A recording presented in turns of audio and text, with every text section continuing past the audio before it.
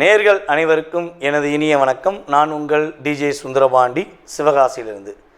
நேர்களே, தற்போது நம்ம பார்க்க போகிற விஷயம் என்ன அப்படின்னு சொல்லி பார்க்கும்போது, இந்த 2025ஆம் ஆண்டு ஜூன் மாதத்தில் நம்மளுடைய நேர்களுக்கு என்னென்ன மாற்றங்கள் ஏற்பட போகுது, கிரகங்கள் என்னென்ன விஷயங்கள்லாம் மிகப்பெரிய நன்மையை தரப்போகிறாங்க அப்படிங்கிறத பற்றி நம்ம பார்க்க போகிறோம். அதாவது இந்த 2025 மே மாதம் மறக்கவே முடியாது. கடந்த மாதத்தை நம்ம மறக்கவே முடியாது. ஏன்னா நம்ம எல்லாருமே அதிகமாக ஆவலுடன் எதிர்பார்த்த குரு பகவான் ரிஷப ராசியிலேருந்து மிதுன ராசிக்குள்ளே உள்ள நுழைஞ்சார். ஸோ அதே போல் பார்த்திங்கன்னா நிழல் கிரகங்கள் என்று கருதப்படுகின்ற ராகு பகவானும் கேது பகவானுமே இந்த மே மாதம் எண்டில் தான் என்ன பண்ணாங்க, அதாவது கேது பகவான் கன்னி ராசியிலேருந்து சிம்ம ராசிக்குள்ளேயும், ராகு பகவான் பார்த்திங்கன்னா மீன ராசிலேருந்து கும்ப ராசிக்குள்ளே பயிற்சியானாங்க. இந்த ரெண்டு பயிற்சியுமே 12 ராசிக்குமே மிகப்பெரிய ஒரு மாற்றத்தை கொடுக்கும்னு சொல்லி நம்ம 2 வீடியோலையுமே பார்த்துருப்போம். ஸோ பார்த்துருப்பீங்க, நிறைய விஷயங்கள் கேட்டிருப்பீங்க. இந்த மாதம்தான் அதனுடைய ஆரம்பத்தின் துவக்கம் என்ன சொல்லலாம். உங்களுடைய வாழ்க்கையில் எதிர்பார்ப்புகள் என்னென்ன எதிர்பார்ப்புகள்லாம் உங்களுடைய வாழ்க்கையில் இருக்கோ, ஸோ அதனுடைய செயல்பாடுகளில் என்னென்ன மாற்றங்கள் ஏற்பட போகுதுன்னு சொல்லி பார்க்க போகிறோம். ஸோ அதற்கு முன்னாடி இந்த ஜூன் மாதத்தின் கிரக நிலைகளை ஃபஸ்ட்டு பார்த்துருவோம். ஏன்னா மாத பலன்கள் அப்படின்னு சொன்னாலே இந்த 9 கிரகங்களில் சந்திர பகவானை தவிர்த்து மற்ற 8 கிரகங்கள் எந்தெந்த ராசியில் அமர்ந்திருக்காங்களோ, ஸோ அதனுடைய அடிப்படையில் தான் நம்ம பலன்கள் எடுக்க முடியும். ஓகேவா? ஸோ அப்படி பார்க்கும்பொழுது சூரிய பகவான் பார்த்திங்கன்னா இந்த மாதம் துவக்கத்தில், அதாவது ஜூன் மாதம் துவக்கத்தில் ரிஷப ராசியில் அமர்ந்திருப்பார். அதே போல் பார்த்திங்கன்னா ரிஷப ராசியில் புதன் பகவானும் அமர்ந்திருப்பார். அதே போல் இந்த மாதத்தின் துவக்கத்தில் செவ்வாய் பார்த்திங்கன்னா கடகத்தில் இருப்பார்.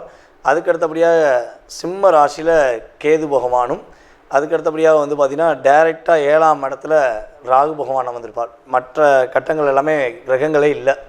ஸோ டைரெக்டாக என்ன ஆகுது, கேது பகவானுக்கு அடுத்து ராகு பகவான் கும்பத்தில் அமர்ந்திருப்பார். சனி பகவான் மீனத்திலும், நம்மளுடைய மேச ராசியில் சுக்கிர பகவானும் அமர்ந்திருப்பார்கள்.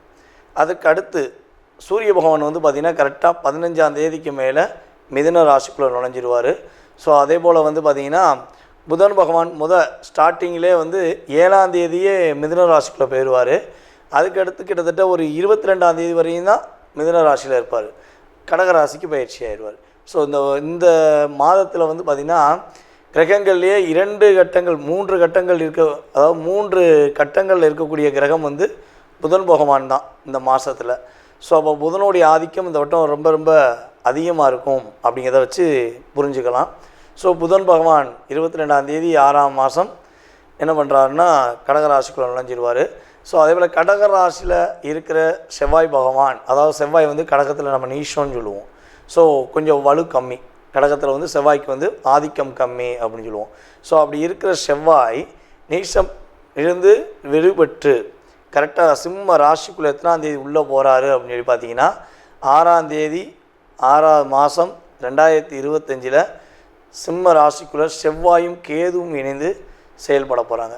ஸோ இந்த கிரக அமைப்புகள் மூலமாக உங்களுடைய வாழ்க்கையில் என்னென்ன மாற்றங்கள் ஏற்பட போகுது, என்னென்ன விஷயங்கள்லாம் முன்னேற்றம் ஏற்பட போகுது என்பதை பற்றி விரிவாக பார்க்கலாம். வாங்க உங்களுடைய ராசிக்கான பலன்களை பார்ப்போம். அன்பார்ந்த மிதுன ராசி அன்பர்களுக்கு இந்த ஜூன் மாதத்தில் ஏற்படுகின்ற மாற்றங்கள் என்ன?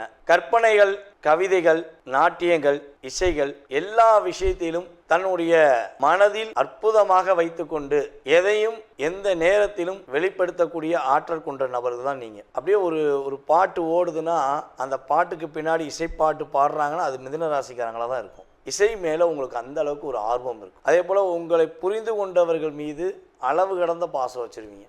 நீங்கள் செய்கிற மிகப்பெரிய ப்ளஸ்ஸும் அதான், நீங்கள் செய்கிற மிகப்பெரிய மைனஸும் அதான்.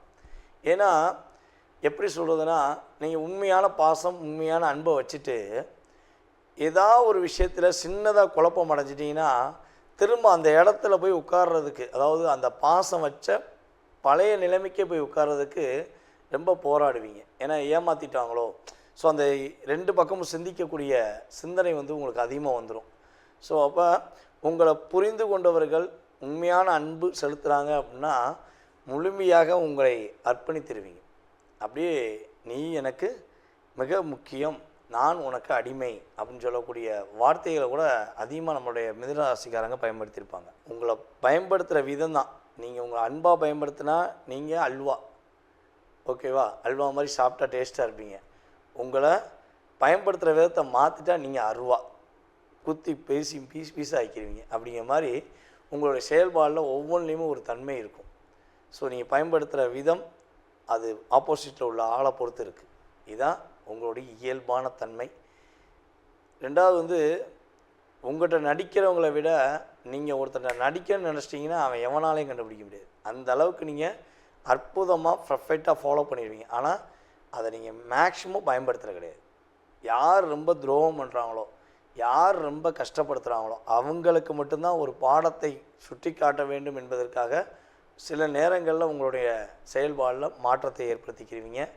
ஸோ இப்படிப்பட்ட தன்மை கொண்ட உங்களுக்கு குரு பகவான் உங்கள் ராசிக்குள்ளேயே வந்து உட்கார்ந்துருக்கார். உங்களுடைய ராசிக்கு 7ஆம் இடத்த அதிபதி இந்த மாதத்தின் துவக்கத்திலேயே உங்கள் ராசியில் அமர்ந்திருக்கிறார்.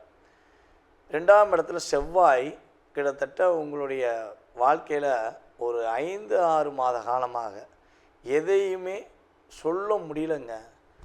நான் ஈஸியாக சொன்ன விஷயத்தை கூட பெருசாக எடுத்துக்கிட்டாங்க என்னுடைய ஆப்போசிட் பார்ட்னர்ஸ் அல்லது என்னுடைய உறவில் உள்ள நபர்கள் எல்லாருமே என்னை அந்தளவுக்கு காயப்படுத்தினாங்க. நான் உண்மையாக தான் பேசினேன், ஆனால் அதை பொய்ன்னு சொல்லி நிற்கிறாங்க. ஸோ உண்மையாக வேலை பார்த்தேன், என்னை வேலை பார்க்கலன்னு சொல்லி கஷ்டப்படுத்துகிறாங்க. ஸோ இந்த விஷயங்கள்லாம் உங்களை கடந்த ஒரு 6 மாத 7 மாத காலமாக கஷ்டப்படுத்தியிருக்கலாம். ஸோ இந்த மாதம் துவக்கத்திலேயே உங்களுடைய பேச்சாற்றல் சூப்பராக இருக்கும்.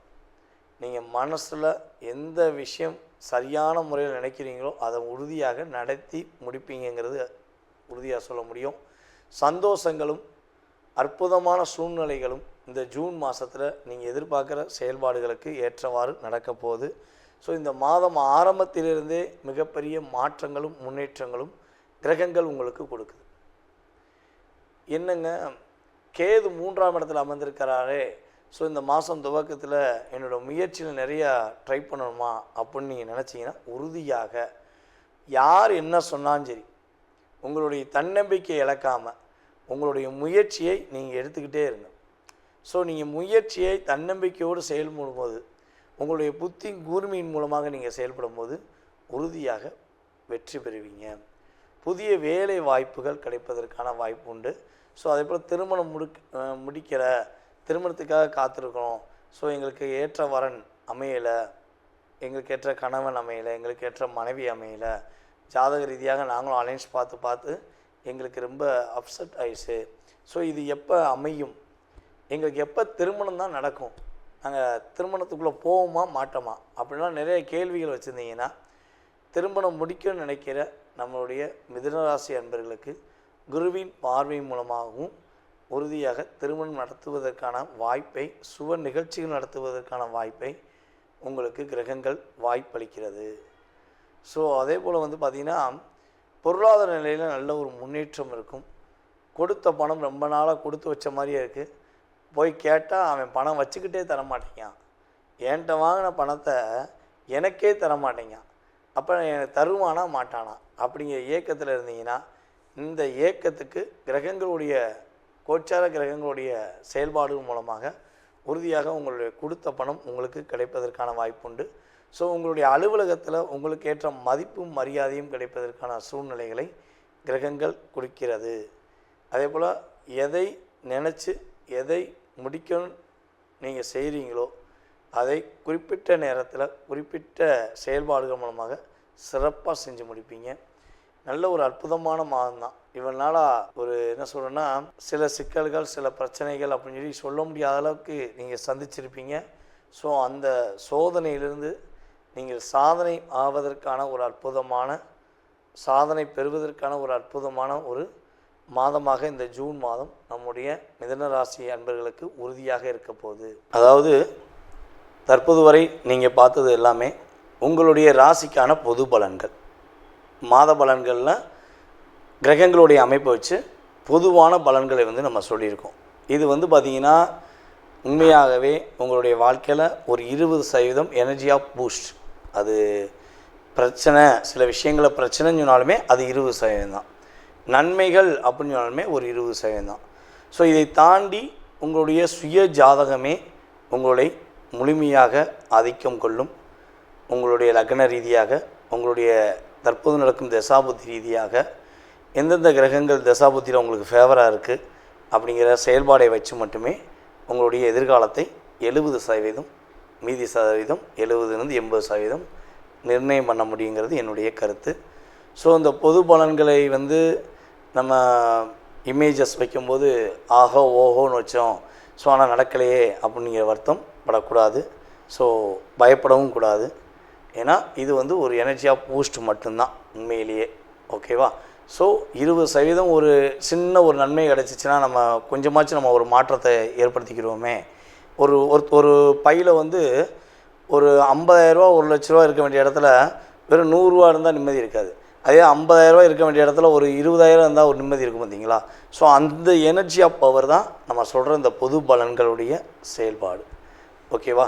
ஸோ நீங்கள் இப்போ வரையும் சனி பயிற்சி, குரு பயிற்சி மற்றும் ராகுகேது பயிற்சி இந்த வீடியோவில் எனக்கு ரொம்ப ரொம்ப அமோகமான ஆதரவு. அதே போல் நிறைய நபர்கள் கால் பண்ணி பேசுனீங்க, உங்களுடைய கருத்தெல்லாம் ரொம்ப சொன்னீங்க. ஸோ வாழ்த்துனது அதிகம், ரொம்ப ரொம்ப சந்தோஷமாக இருந்துச்சு. ஜாதகம் பார்த்ததும் அதே போல் விருப்பப்பட்டு பார்த்துட்டு ரொம்ப சூப்பராக சொன்னீங்க ஐயா.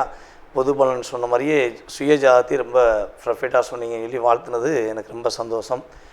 நம்மளுடைய தமிழ்நாட்டில் மட்டும் இல்லாமல், இந்தியாவில் மட்டும் இல்லாமல், வெளிநாடுகள்லேருந்தும் அதிகமான கால்ஸ். ஆஸ்திரேலியாலாம் இப்போ எனக்கு குறைஞ்சது ஒரு 30 கஸ்டமர் இருக்கீங்க.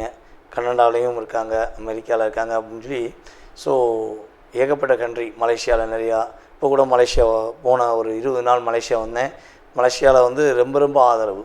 நம்ம வாடிக்கையாளர்கள் எல்லாமே யூடியூப் பார்த்து வந்த வாடிக்கையாளர் தான். நமக்கு எந்த உறவின் மூலமாக வந்த வாடிக்கையாளர்கள் கிடையாது. வாடிக்கையாளர்களே உறவாயிட்டாங்க. அப்படிங்கிற மாதிரி ஒரு சகோதர சகோதரிகளாக நமக்கு ரொம்ப ஆதரவு கொடுத்தாங்க. மலேசியா ரொம்ப சந்தோஷமாக இருந்துச்சு. ஸோ மேலும் மேலும் உங்களுடைய ஆதரவை எனக்கு கொடுத்து, ஸோ உங்களுடைய மேலான கருத்துக்களை, நல்ல விதமான கருத்துக்களை ஃபீட்பேக்காக கொடுக்குமாறு அன்புடன் கேட்டுக்கொள்கிறேன். மீண்டும் உங்களை சந்திக்கும் வரை நான் உங்களிடமிருந்து தற்போது விடைபெறுகிறேன். உங்களுடைய சுய ஜாதகத்தை பார்க்கணுன்னு ஆசைப்பட்டீங்கன்னா கீழே உள்ள வாட்ஸ்அப் நம்பருக்கு தயவுசெய்து கால் பண்ண வேண்டாம். ஏன்னா நான் ஜாதகம் பார்த்துக்கு தான் ஒன்று, நான் கால் எடுக்க மாட்டேன். ஸோ முடிஞ்ச அளவு வாட்ஸ்அப்பில் எஸ்எம்எஸ் போடுங்க. நீங்கள் எங்கேருந்து பேசுகிறீங்க அப்படிங்கிறத ஃபஸ்ட்டு மென்ஷன் பண்ணுங்கள். ஜாதகம் பார்ப்பதற்கான உங்களுக்கு நேரத்தை கொடுக்குறேன். அந்த நேரத்தில் உங்களுடைய சுய ஜாதக ரீதியாக உங்களுடைய எதிர்கால சம்பந்தப்பட்ட எல்லா விஷயங்களையும் நீங்கள் தெரிஞ்சுக்கலாம். ஸோ எனக்கு தெரிந்த ஜோதிடம், நான் அறிந்த செயல்பாடை வைத்து உங்களுக்கு முழுமையாக சொல்ல நான் காத்திருக்கிறேன். வாய்ப்பளித்த நல்ல உள்ளங்களுக்கும், மேலும் இந்த வீடியோவை பார்த்து கொண்டிருக்கு அன்பான என்னுடைய நேயர்கள் அனைவருக்கும் எனது பணிவான வணக்கத்தை கூறி விடைபெறுகிறேன். நன்றி, வணக்கம்.